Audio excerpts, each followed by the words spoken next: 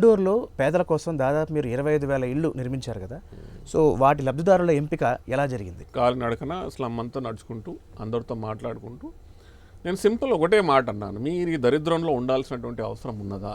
ప్రభుత్వం మీకోసం మంచి ఇల్లు కట్టిస్తున్నది, మీరు సెలెక్ట్ చేసుకోండి, దాంట్లో మీకు ఎక్కడ ఉండాలని ఉందో మీకు అన్ని ఫెసిలిటీస్ మేము క్రియేట్ చేస్తాం.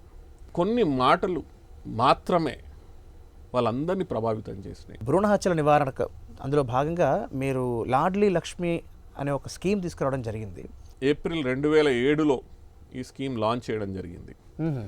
ఆడపిల్ల పుట్టగానే వారి పేరు మీద 30,000 రూపాయల నేషనల్ సేవింగ్ స్కీమ్ పోస్ట్ ఆఫీస్లో డిపాజిట్ చేయడం.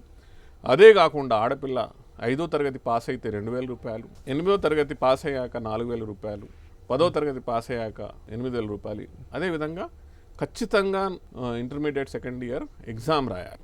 అంటే ఎగ్జామ్ రాసేలోపు ఏమవుతుందంటే 18 ఏళ్ళు వచ్చేస్తుంది. చెప్పాలని ఉంది. ప్రతి శనివారం రాత్రి 9 గంటలకు, తిరిగి ప్రతి ఆదివారం ఉదయం 8:30 మీ ETV Andhra Pradesh, ETV Telangana news channels లో.